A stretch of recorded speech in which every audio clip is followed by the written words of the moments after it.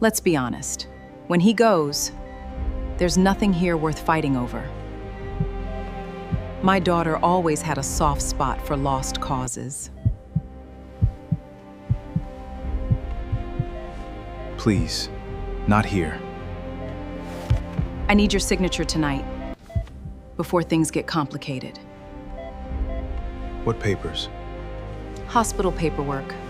Standard. You wouldn't know the difference. He never does.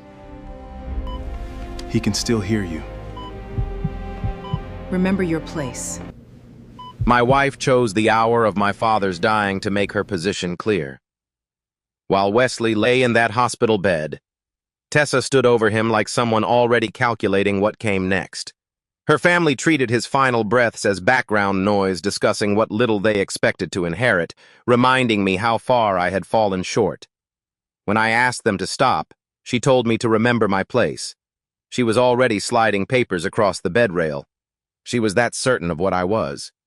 What would she do when she found out she was wrong? If you've ever been underestimated by the people who were supposed to be in your corner, this story is for you. Subscribe and stay with this channel. We tell stories about quiet strength and what happens when it finally speaks. My father never raised his voice, not once in all the years I could remember. When other men argued over dinner tables and parking spots, Wesley Rains would simply watch, let the noise run its course, and then speak one sentence that settled the whole room. I used to think that was weakness. I spent too many years of my marriage thinking that quiet men were men who had given up. I understand now that I had it exactly backward. I had been at the hospital for 3 days straight when it became clear that the end was close. The doctors had stopped talking about recovery and started talking about comfort. My father lay in the bed with his eyes half open, his breathing shallow and uneven, and I sat beside him the way I had learned to sit in difficult rooms, still saying very little, trying not to take up too much space. That was another habit I had learned from the wrong teacher. Tessa arrived on the afternoon of the third day with her mother Marjorie and her brother Nolan. Her father Gordon came an hour later, smelling like scotch and wearing the particular expression he reserved for things he considered beneath him. I had not asked any of them to come. Tessa said she came because she was my wife and it was the right thing to do. Within 20 minutes of walking through the door, she had established what the right thing actually looked like, which was standing in the far corner of the room with her family speaking in a voice just loud enough for me to hear every word. Marjorie said that Wesley had always lived simply, which she did not mean as a compliment. She said it the way people describe someone who never quite figured things out.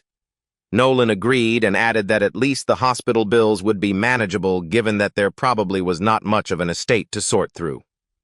Gordon laughed at that, a short, satisfied sound, like a man confirming something he had always suspected. None of them looked at the bed when they spoke. They looked at each other, which I think made it easier. I kept my eyes on my father. What broke something open in me was not what they said. It was the fact that my father could hear them. His eyes tracked sound even when he could not move. I watched the small muscles around his jaw tighten when Marjorie spoke, and I understood that in whatever territory lay between sleep and death, Wesley Rains was still in there, still listening and still being forced to hear his son described as a charity case by people who had spent years eating meals in his son's home. Tessa crossed the room at some point and stood beside me with her hand on my shoulder. It looked like comfort. It felt like management. She said she had been thinking about practical matters because someone had to. She said that if her father had any accounts, any life insurance, anything at all, it would be better to understand that now rather than later when things became emotionally complicated. She used the word "we" several times. She meant herself. I said nothing. I had learned over years of marriage that saying nothing was sometimes the only form of dignity available to me. I told myself that was patience. I know now it was not patience. It was surrender dressed up in a quiet man's clothing. Then something changed in the room. My father opened his eyes fully.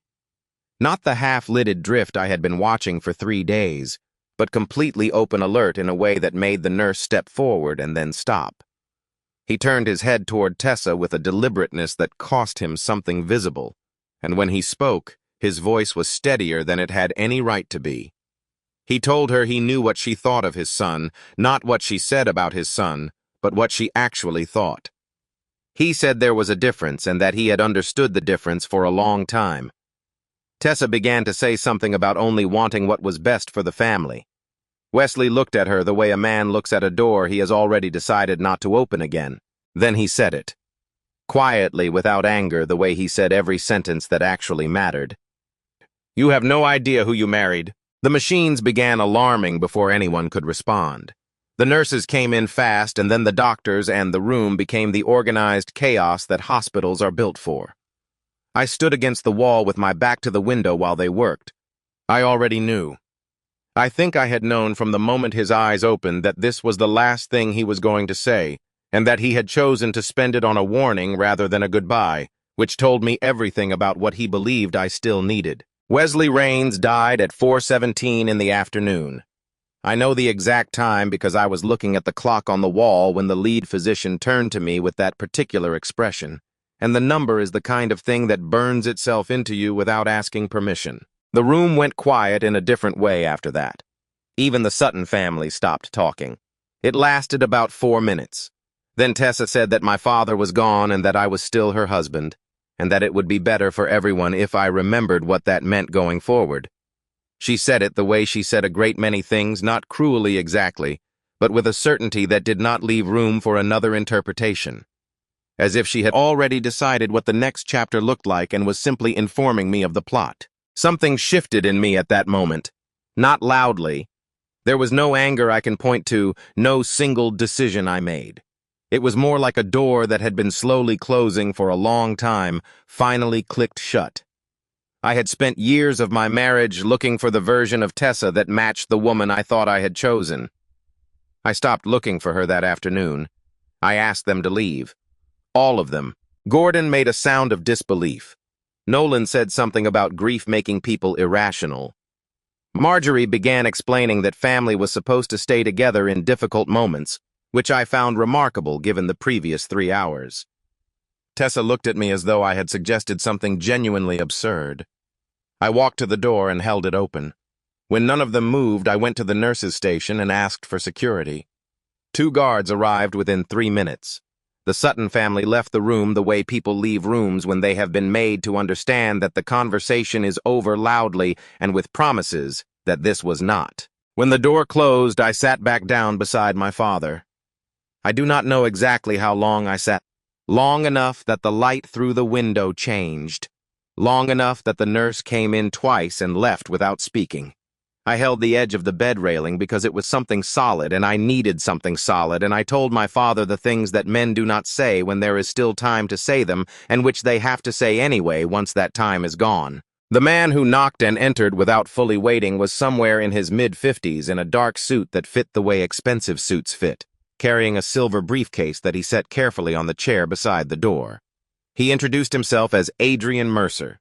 He said he had been my father's attorney for over 2 decades, and that he was sorry for my loss, and that there were matters that needed to be discussed tonight if I was willing. I told him I did not know my father had an attorney. Adrian said that was entirely by design. What he told me in the next 30 minutes reorganized everything I thought I understood about my own life. My father had not been a man of modest means living a modest life. Wesley Rains had been the controlling mind behind a private investment structure called Rains Consolidated Holdings, managed through a legal vehicle called the Rains Legacy Trust. The trust held interests in real estate private equity and a range of operating businesses, all maintained through intermediaries and managed entities specifically designed to insulate Wesley's personal identity from public exposure. The total value of those assets conservatively assessed was approximately $10 billion. I made Adrian repeat the number. He did. He was patient about it. I sat with that for a moment that felt longer than it probably was. I thought about the suit my father wore to my college graduation, the one with the frayed left cuff that he had refused to replace because he said it still fit fine. I thought about the truck he drove for 11 years. I thought about the way he would turn off lights in empty rooms and make a small comment about electricity being a courtesy you extended to people who weren't home. I had thought those were the habits of a man with limited resources. I understand now that they were the habits of a man who had decided that what he owned had nothing to do with who he was. Adrian told me Wesley had set it up this way on purpose. He had wanted to know who would be in his son's life before money was any part of the equation. He had watched my marriage for years and structured the trust accordingly. The assets were held entirely in my name as sole beneficiary outside of any marital estate. He had engaged a firm of estate litigators specifically to defend that structure against challenge, and he had left instructions which Adrian now handed me in a sealed envelope about what to do when not if Tessa discovered what I had inherited. I read the letter twice. My father wrote the way he spoke, plain sentences, no decoration, nothing wasted. He told me Tessa would come back. She would be soft, apologetic, possibly tearful. She would call it love. He told me not to mistake it for love. He told me to let her show me exactly who she was before I made any move. And he told me that the worst thing I could do was respond with anger, because anger was what she was counting on. I was right. She was already in the hallway. A nurse came to tell me a woman was asking to see me, that she seemed upset and was asking for me by name, and did I want to allow it. I said yes because I wanted to see it clearly. I needed to see it clearly one final time without any story, I told myself, getting in the way. Tessa came in with her eyes red and her voice softer than I had heard it in years. She said she was sorry. She said the things people say when they are trying to reconstruct something they have broken, and she said them well enough that in another version of that evening I might have felt something shift back toward her. Instead, I felt the strange, cold clarity of a man reading a letter from his father that had predicted this scene almost word for word. She reached into her bag and brought out a set of papers. She said they were hospital forms, administrative things. She said, given everything that had happened, it would be better to have certain documents signed before things became legally complicated, and she said it with a gentleness that was almost convincing. Adrian, who had been standing quietly near the window, said he would need to review anything before I signed it. Tessa looked at him the way people look at obstacles they had not planned for. I told her I was not going to sign anything that night. I told her I was going to ask her to leave again and that this time I expected her to go without requiring a second request. She looked at me for a moment with an expression I did not entirely recognize, not anger, not grief, but something more careful and more deliberate, as though she was recalculating rather than reacting. Then she left. I looked at Adrian. He looked at me. He said we had a great deal of work to do in the days ahead and that my father had planned for every scenario we were likely to face. I looked at the bed where my father had been. The man I had underestimated my entire life had spent that same life making sure I would not be left without armor when the people around me finally showed me what they were made of. I had just watched it begin. The morning after my father died, Tessa was a different person. Not different in the way grief changes people, softer, quieter, stripped of their usual performances. Different in the way a chess player is different when they realize the board has shifted and the opening they prepared no longer applies. She called me twice before 8 in the morning. The first call she was warm. The second warmer, still her voice carrying that particular tenderness she had always been able to produce on short notice when she needed something from me. She said we should face this together. She said she was my wife. She said the word together 4 times in a 3-minute conversation, which told me exactly how alone she expected me to be in whatever came next. I let her talk. I did not tell her about Adrian. I did not tell her about the trust. I said I needed time, and I meant it, just not in the way she understood it. Adrian arrived at my father's house that morning with 2 colleagues from his firm. We spent several reviewing documents, transfer protocols, and the specific legal architecture Wesley had built over 2 decades to ensure that what he had constructed could not be dismantled by a single bad marriage. Adrian was methodical and unhurried, which I was beginning to understand was a quality my father had selected for deliberately.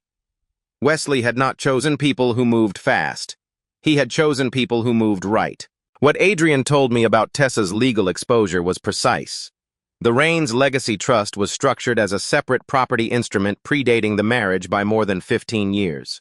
Under the terms, Wesley had established any attempt by a spouse to coerce, manipulate, or obtain by fraud any benefit from the trust would trigger a permanent restriction clause, meaning Tessa would not simply receive less. She would be legally barred from making any claim against the trust at all. The hospital papers she had tried to get me to sign were, Adrian confirmed after reviewing them, an attempt to establish a financial power of attorney over my affairs while I was in a state of acute grief. Had I signed them, she would have had a basis to argue she was entitled to act on my behalf in matters involving any inheritance. She had known exactly what she was doing. She had prepared those papers before my father drew his last breath. I sat with that for a long time after Adrian left the room. I thought about all the years I had spent telling myself that Tessa's sharpness was just her personality, that her control was just her anxiety, that the distance between us was something I had contributed to equally.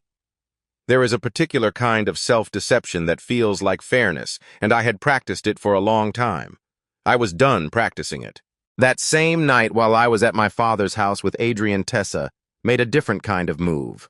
I learned about it later from Adrian's investigator, who had been quietly watching at my father's request since the day Wesley entered the hospital. Tessa had spent the evening on the phone with a family law attorney named Raymond Holt, one of the more aggressive divorce litigators in the city. She had not called him in tears. She had not called him confused or overwhelmed. She had laid out the situation calmly in sequence and asked him specifically about asset protection strategies, the timeline for filing emergency motions, and whether a claim of emotional abuse could be used to establish grounds for temporary financial control. Raymond Holt had answered her questions. She had taken notes. This was not a woman in grief. This was a woman executing a plan she had begun constructing the moment she heard the word attorney in that hospital corridor. When Tessa realized she had no path through Adrian, she found a different route entirely. I came home the following afternoon to find the lock on the front door showing fresh scratch marks around the cylinder. Inside the small fireproof cabinet in the study where my father had kept personal documents and the few items of genuine sentimental value he owned had been pried open. The old watch he had worn every day for 30 years was gone. The letters he had written to me over the years were gone. The cross he had given me the day I graduated college was gone. I was still standing in the doorway of the study when I heard movement from the back of the house. Tessa was in my father's old bedroom going through the filing cabinet in the corner, a stack of documents spread across the bed beside her old bank statements, a property record, and the original marriage certificate. She looked up when I appeared in the doorway with the particular expression of someone who had been caught doing something they had decided in advance to justify. She said she was just trying to understand what we were dealing with. She said she had every right to be there.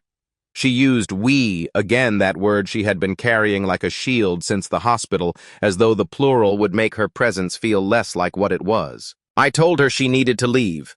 I told her that what she had taken from the cabinet needed to be returned, and that what she had done constituted something I would be discussing with my attorney. She straightened and looked at me with that recalibrating expression again, not guilt, but the careful measurement of someone deciding whether to escalate or retreat. She retreated. But I had learned enough to know that retreat was just repositioning. My father's funeral was held 4 days after his death. Adrian had carried out arrangements Wesley had made himself years before with the same quiet thoroughness he brought to everything. I did not know what to expect. I had spent my adult life believing my father was a man of modest profile, and I expected a small gathering. A few neighbors, perhaps some people from the church he attended when I was a boy. What arrived instead was something I could not have anticipated. The cars filled the lot and spilled down the block. Men and women in good suits, people with the kind of stillness that comes from real authority, filled the pews of the church until there was standing room only. I recognized faces from newspapers and from the kind of quiet industry gatherings that don't get covered by newspapers. I saw a former federal judge. I saw 2 people whose names were on buildings in the downtown corridor. I did not know my father knew these people. Based on the way they spoke about him carefully with genuine weight, they had known him for a very long time. Gordon Sutton stood near the back of the church, looking like a man who had arrived to a poker game and discovered he had been playing the wrong cards for years. Marjorie stood beside him, saying nothing. Nolan kept checking his phone. Tessa stood with them, her face arranged in the correct configuration of grief, but her eyes moving over the room, the way eyes move when they are doing math. I spoke during the service. I talked about what my father had taught me, not the lessons he delivered formally, but the ones embedded in the way he lived. I said that the most important thing he ever showed me was that when a person reveals their true character, the most respectful thing you can do is believe them. I said that some people had used the final hours of his life as an opportunity, and that he had seen them clearly, and that I had too. I did not use any names. By the time I finished, half the church had turned their attention toward the row where the Sutton family stood, at the graveside. Tessa made one final attempt at the performance she had been rehearsing. She positioned herself near me, touched my arm at the right moments, projected exactly the right degree of muted devastation. I let it run until the last prayer was finished, and then I told her quietly enough that only she could hear that she was no longer welcome in anything that had belonged to my father. She stepped back and looked at me with the anger she had been keeping underneath everything else, and then she made a mistake. She said loudly enough for the people standing nearest to us to hear that she was my wife, and that whatever was his was ours, and that she would make sure of that through whatever means were available to her. Several people turned. A few of them had been in that church for 20 years on my father's quiet invitation, and they had just heard Tessa Raines make a territorial claim over a grave. That was the last thing she said to me in person for a long time. Just past midnight that same night, Dana Prescott called. She was the senior administrator of the Raines Legacy Trust appointed by Wesley years before his death to manage the operational transition once it was triggered. Her voice was calm and precise, the voice of someone who dealt in large numbers without letting them alter her composure. She confirmed the death certificate had been processed and verified, and that the trust was now fully active. She confirmed that I held sole controlling interest over assets valued at approximately $10 billion, and she said the phrase with the same measured calm she might use to describe the weather. Adrian called 10 minutes later with a second piece of information. The actions Tessa had taken, the coerced signing attempt at the hospital, the unauthorized entry into the house. The removal of property from the estate had met the specific criteria outlined in Wesley's trust documents. The permanent restriction clause had been triggered. Whatever legal argument Tessa's attorney constructed from this point forward, she had no path to the trust. Wesley had sealed that door before he died, and Tessa had locked it herself without knowing the mechanism existed. 3 days after the funeral, Tessa filed for divorce. The filing was not the action of a grieving wife. It was the opening move of someone who had spent the interval preparing a case. The petition listed requests for temporary possession of the house, spousal support, access to all assets, a restraining order against me on grounds of emotional abuse, and a motion to freeze any inheritance pending the outcome of proceedings. Raymond Holt had been thorough. The more dangerous element was what accompanied the filing: a dossier containing photographs, text message excerpts stripped of their surrounding context, and 2 written declarations from acquaintances who had not been present for any of the events they described. One claimed I had a pattern of isolating Tessa from her family. The other described me as emotionally volatile. Both declarations used language too similar, structured too cleanly to have been written independently. This had not been assembled in 3 days. Portions of it had been in preparation for much longer. I took the documents to Adrian and laid them on the table in front of him. He read through them without expression. When he finished, he told me that my father had considered this possibility specifically, and that the evidence Adrian's firm had been compiling since the day Wesley entered the hospital would dismantle each element of the dossier methodically and in public. I was not afraid of losing the case. I had already lost the things that actually mattered, the years I spent diminishing myself in a marriage that had never been what I believed it was. The quiet compliance I had dressed up as patience, the version of my father I had never fully seen while he was alive. What I was afraid of was becoming in the middle of all this, the kind of man Tessa had always accused me of being, reactive, driven by pride, willing to cause damage just to establish that I could. My father's letter had been very clear on this point. He had written it knowing I would be sitting exactly where I was sitting. He had told me that the worst thing a man can do with real power is use it to prove he has it.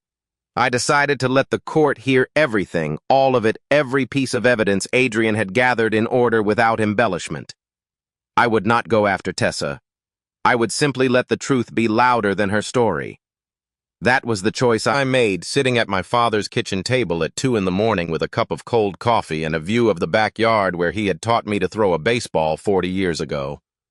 It felt like the first completely free decision I had made in a very long time. The emergency hearing was scheduled for a Thursday morning 9 days after my father's funeral.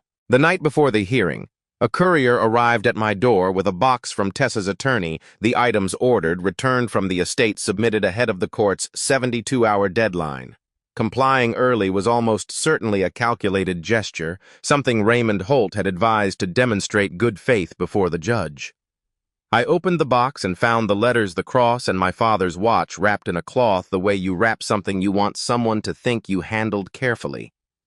I set the watch on the nightstand and did not sleep well, but I slept. I had not slept well in any of those 9 days following my father's death.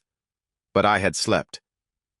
I want to be clear about that because it matters to me not as a point of pride, but as evidence of something I was only beginning to understand about myself. The man I had been 2 years earlier, even 1 year earlier, would have spent those nights cycling through every version of the argument, rehearsing responses to accusations not yet made, wearing himself down before the fight began. Instead, I had done what Adrian asked me to do, reviewed the evidence, confirmed the facts I could personally attest to, and then set it all down. My father had spent 20 years preparing for this. The least I could do was trust the work he had left behind. The courtroom was smaller than I expected. Wood paneling, fluorescent lighting, the particular smell of a room where difficult things are said with practiced neutrality. Tessa arrived before me. She was wearing a gray dress I had never seen before, understated, appropriate, the kind of thing chosen with deliberate care to communicate a specific image. Her eyes were slightly red at the rims. Raymond Holt sat beside her, arranging papers with the efficiency of a man who had done this many times and believed the morning would go according to his plan. When the judge entered and the session was called to order, Holt went first. He described Tessa as a devoted wife of many years who had been abruptly abandoned by a husband changed beyond recognition by unexpected inheritance. He used the phrase emotional cruelty twice in his opening, attaching it to specific moments that bore just enough resemblance to things that had actually happened that a person without full context might have believed them. He told the judge that Desmond Raines had shut his wife out of all financial discussions, had used his attorney to create a barrier between Tessa and her legal rights as a spouse, and had behaved in a manner consistent with a pattern of psychological control. Then Holt submitted the dossier. I watched the judge review the first pages, the photographs, the excerpted messages, the 2 written declarations. Holt narrated each item with quiet confidence, the way a man narrates something he believes is already decided. There was a moment, brief but real, when I felt the specific vertigo of watching a false version of your own life presented as fact to a person with authority over your future. The declarations in particular were well written. They had the texture of first-hand witness. They were precise about dates, locations, and emotional details. If you did not know they were constructed, they would have read as credible. Adrian let Holt finish without interruption. Then he stood, and he was unhurried in the way my father's people were always unhurried, and he began dismantling. He did not open with an argument. He opened with the hospital's own security log, time-stamped and certified, covering the 72 hours preceding Wesley Raines's death. He walked the judge through it entry by entry when each member of the Sutton family had entered the ward, what the attending nurse's written notes reflected about the atmosphere in the room, and the specific moment at which security personnel had been called to remove visitors from a patient's private room. The nurse's signed statement was read into the record. The security officer's account was read into the record. Neither had been coached. Both had been watching. Then Adrian addressed the papers Tessa had brought to the hospital the night of Wesley's death. He did not describe them as suspicious. He let the documents describe themselves, the full text of what Tessa had asked me to sign, which established a financial power of attorney that would have granted her authority over any assets I received through inheritance. He presented the timestamp on the document's creation, which predated my father's death by 4 days. He asked the judge to consider what that timeline meant in the context of a woman who claimed she had been blindsided by her husband's behavior. The room was very quiet by this point.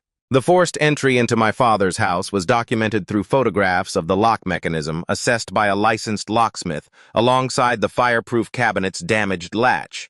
The items removed were confirmed through my own testimony and supported by a photograph Wesley himself had taken of the cabinet's contents years earlier, stored digitally with Adrian's firm as part of the estate documentation process. My father had photographed his own possessions as evidence. He had done this long before he died. He had known. Then Adrian turned to the dossier. The first declaration stated that the witness had observed me behaving in a controlling manner toward Tessa at a dinner gathering on a specific date. Adrian produced a phone record and a building entry log showing that the witness had been in a different city on that date attending a professional conference for which he had registered and checked in. The declaration was false on its face, provable by data the witness had generated himself. The second declaration described an incident at a mutual friend's home in which I had allegedly raised my voice at Tessa in front of guests. Adrian produced a signed statement from the homeowner confirming that no such gathering had taken place on that date, that Tessa had not been to the home in over a year, and that the declarant had not been present at any event held there in recent memory. The homeowner had come forward voluntarily after seeing Tessa's name in the news coverage of the estate story. The fabricated dossier, which had taken days to assemble, came apart in under an hour. The judge looked at Tessa's table. Holt was writing something. Tessa sat with her hands folded in her lap and her eyes on the surface in front of her. The judge asked Holt whether he wished to respond to the evidentiary challenges. Holt said he would need time to review the materials. The judge said they would proceed with the factual record as presented. Then the judge addressed Tessa directly. She asked whether Tessa's primary motivation in seeking emergency relief was the protection of the marital relationship or the protection of her access to the assets Desmond had inherited. What happened next was the thing my father had warned me about in his letter. Not as a prediction of something bad, but as a prediction of something clarifying. He had written that the moment would come when Tessa stopped performing and simply told the truth, and that when that moment arrived it would not feel like victory. It would feel like grief. Tessa looked up from the table and said that she was his wife. She said she had given years to this marriage. She said that whatever his father had accumulated, she deserved a share of it. She did not say it with anger. She said it with the flat certainty of someone who had stopped bothering to frame her position in softer language, because the softer language had stopped working and she had nothing left to hide behind. The mask was gone. What remained was the only true thing she had said in that courtroom all morning. The judge ruled without delay. The request for temporary possession of the house was denied. The motion to freeze the trust assets was denied on the grounds that the Raines Legacy Trust was a separately structured instrument with no marital estate nexus, and that the triggering of its restriction clause was a matter of documentary record. The request for spousal support was not granted. Based on the evidence of forced entry removal of property and the coercive document presented at the hospital, the court issued an emergency protective order in my favor. Tessa was prohibited from contacting me directly from entering any property associated with the Raines estate and was ordered to maintain all further communication through counsel. Raymond Holt gathered his papers with the expression of a man who would be having a difficult conversation with his client in private. I did not feel what I thought I would feel. There was no rush of satisfaction, no sense of justice arriving the way you imagined it at 2 in the morning. What I felt was something quieter and heavier, the specific weight of an ending that had been coming for a long time finally arriving. Adrian walked with me to the car. Before I got in, he reached into the silver briefcase and handed me a second envelope. He said my father had left instructions that this letter was to be given to me after the first legal proceeding concluded regardless of outcome. I read it in the back of the car while Adrian drove. My father wrote that if things had gone the way he expected, which they had, I was probably sitting with something complicated. He said winning an argument is not the same as being free of it. He said the danger after a moment like this was spending the rest of my life measuring my choices against what Tessa had done, letting her behavior remain the fixed point around which my decisions orbited. He said that was not freedom. That was just a longer form of the same prison. He wrote, defeat her with the truth, then walk away from all of it. The greatest revenge is not making someone suffer. The greatest revenge is living without them in your head. I folded the letter and held it. Outside the window, the city moved, the way cities move indifferently, continuously, without any particular awareness of the fact that something had just ended in a small wood-paneled room a few miles back. I reached into my jacket pocket and took out my father's watch returned the previous evening in that box from Holt's office. I had carried it with me rather than worn it, not quite ready to put it on until I knew what the morning would bring. Now I put it on. The band was worn soft from 30 years on my father's wrist, and it fit the way things fit when they were always meant to be yours. I thought about what Wesley had chosen. Not the money, not the structure, not the $10 billion carefully shielded behind layers of legal architecture. I thought about the choice he had made decades earlier to live as though none of it existed. He had driven a truck for 11 years and turned off lights in empty rooms and worn a suit with a frayed cuff because he had decided that who he was had nothing to do with what he owned. He had wanted me to know that too. He had wanted me to live it before I could claim it. I asked Adrian to file for the divorce completion as quickly as the process allowed. He said he would begin the paperwork that afternoon. Then I asked him to arrange an introduction to the senior leadership team at Raines Consolidated Holdings. I had decisions to make and work my father had left behind that I intended to honor not because of the money, but because Wesley Raines had spent his life building something with a purpose that went beyond wealth accumulation, and he had chosen me to carry it forward, and I did not intend to waste that choice on bitterness. Tessa had believed she married a man without resources, without backbone, without the will to stand up for himself. She had shaped years of her behavior around that belief. She had been wrong about all of it, but the thing she had been most wrong about was the simplest she had assumed that a quiet man was an empty one. My father had been the proof that she had it backwards. I was going to spend the rest of my life being the second proof. The car turned onto the highway, and the city opened up around us wide and loud and indifferent the way it always was, the way it would continue to be long after Tessa and the dossier with its false declarations had dissolved into the background noise of a chapter I was finished with. The words I needed came without effort. The Raines legacy does not end with pain. It begins with purpose. My father would have approved of that sentence not because it was eloquent, but because it was short and true and said exactly one thing without wasting a single word. That was how he had always talked. It turned out that was how I had always wanted to talk too. I had just needed enough silence around me to finally hear myself. If this story stayed with you, it's probably because you felt something like it. The pressure to stay small, to accept less than you deserved, to confuse patience with surrender. Wesley Raines spent his life proving that quiet strength is still strength. If you want more stories like this one, subscribe to this channel. We'll be here every time you need a reminder that the people who underestimate you are the ones who have no idea what's coming.